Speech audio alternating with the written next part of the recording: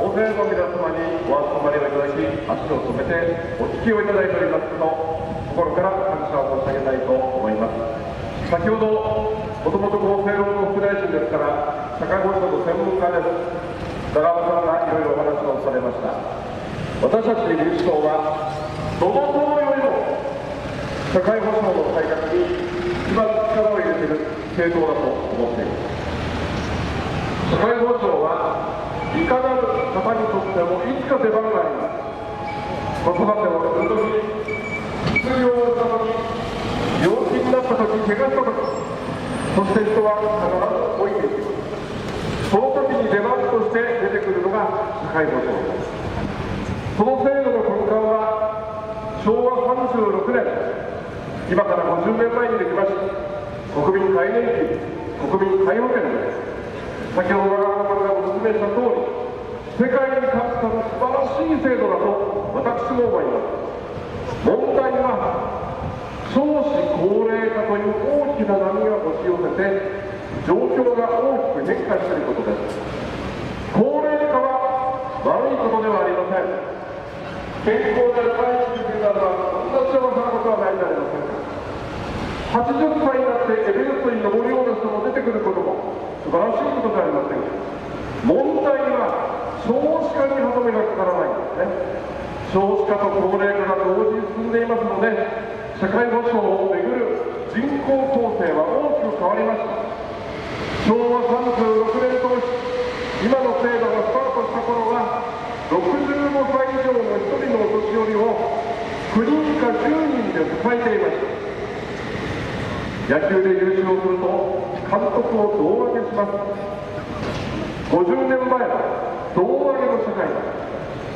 今は3人で1人を支えています。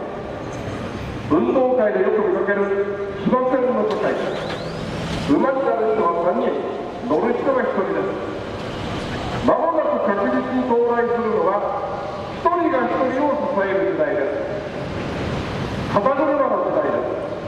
子供を肩車するのは楽ですが、大の大人を肩車するときに、下になる人のことを考えてあげなかったら、日本の社会保障は長続きしません。日本そのものが長続きしません。だから社会保障改革を私は急ぎました。肩の上に乗る人たちの年金、医療、介護をゆるぎのない安心にするためには、肩車で下になる世代の社会保障を考えることです。それが子育ての支援であったり、広い意味で教育の支援であったり、若者の就労支援です。我々は人生前半の社会保障と言っています。人生前半の社会保障、今までの日本は他の国に比べて本当に手薄でした。そこを我々は後押しをしていくことによって、肩車の時代を乗り切ろうとしているんです。だから子育て支援が必要なんです。皆さんもご経験があると思います。ハイハイをしていた赤ちゃんが1歳になろうかというときに捕まり立ちをし始めます。立ち上がろうと下がろうとすると思います。あの時お父さんやお母さんが立ち上がり方を教えたんでしょう。おじいちゃんおばあちゃんが赤ちゃんに立ち上がり方を教えたんでしょう。違います。本能です。ずーっと寝たまんまの方が楽だという赤ちゃんはいません。みんな立ち上がろうとします。私は子供が伸びようとしてるんだと思うんです。その伸びる目をしっかり社会で受け止められる日本になるかどうかです。ところがこうした子育て支援や、あるいは高等学校の授業料の無償化といった政策を自民党はずっとけちつけてまいりました。ここが民主党と自民党の決定的な違いなんですね。伸びようとしている根を育てる社会は、さっき言った肩車で下になる世代のことを思わなかった政治なんです。それをぜひやりたいと思っているんです。そのことができる人が参議院議員では中浜博之さんだと思っています。もう一つ、昨日私は久しぶりに民主党を代表して本会議で代表質問しました。ものすごいやつで矢尻かおるさんのようになりました。アベノミクスの私は批判をしました。アベノミクスで結果が出てくればいいと思います。株を買って儲かる人が出てくることは悪いことではありません。でも株を買えない、生活費で手一杯という人たちに経済成長の恩恵が及ぶようにするのが我々民主党の目指している経済の姿なんです。皆さん思い出してください。小泉政権の時にいざなぎ景気を超えた戦後最長の景気と言っていたんじゃありませんか。実感できましたか。誰も実感できなかったはずです。企業の収益が右肩上がり、株主への配当は潤沢。でも働いている人たちの給料は右肩下がりです。正規の雇用が少なくなり、正規の雇用が増えた。だから平均給与下がったんですね。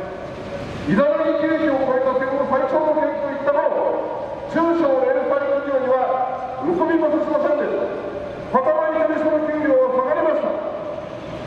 そんな同じ説を繰り返してはいけないと思います。私はアベノミクスは同じことをやるような気がしてなりません。だとすると成長の意味がないんです。いざなぎ景気を超えた戦後最長の景気といっただけにワーキングプアという言葉が生まれ、格差が拡大したじゃありませんか。格差が拡大をして一番困ったのは誰ですか。お子さんです。経済的理由によって高等学校を中途退学する生徒の数がいざなぎ景気を超えた戦後最長の景気の時にどんどん増えたんです。その一方は教育は機械均等の国を目指したんじゃないんですか。学ぼうと思えば学べる国を目指したんじゃないんですか。子供は親を選べません。子供は自分の境遇を変えられません。でもそういう子供たちにも学びたいならば学んでもらうチャンスを作るという国を目指してきました。でもそれが崩れたんですね。だから我々は高等学校の授業料の無償化を実施しました。効果てきめんです。経済的理由によって中途退学する生徒の数は今半分に減りました。こういう投資を我々はこれからもやっていきたいと思うんです。国土強靭化という夢のもので公共事業をばらまこうとしています。こんな経済政策は間違いです。1990年から2009年までの20年間に200兆円の公共投資がばらまかれました。この20年間に430兆円の新しい借金作られました。借金は誰が返すんですか。将来の世代です。子供たちのポケットに手を突っ込んでお金を貸して公共事業をばらまいて効果があったんですか。20年間430兆借金作り200兆円の公共投資をばらまい日本がなりましたか。なりません。その時代を我々は失われた20年と40年前の時ですが、失われた20年に政治を回して私はならないと思います。無駄な公共事業はダメです。命のインフラに関わるものは精査して行うべきです。でもばらまきはダメなんです。今必要なのは人への投資です。社会保障、教育、こういう分野の投資をぜひこれからも我々に担わせていただきたいと思うんです。そのために今回の参議院議員選挙は私はとっても大事だと思っています。東京都議選では厳しい結果になりました。でもその流れを断ち切ってこの千葉県では参議院選挙で民主党ありというしっかりとした成果を出したいと思っています。社会保障改革を推進するために昨日も議論になりました定数削減を推進するために雇用を作り所得を増やすことを経済成長の目的とするためにぜひ私たちにお力をお貸しをください。市川の皆様の良識の結集の長浜広い議会へと賜りますように心からお願いを申し上げさせていただきまして、私野田佳彦からのお伝えとさせていただきます。暑い中ずっと立ったままお聞きをいただいた皆様には心から感謝を申し上げたいと思います。ありがとうございました。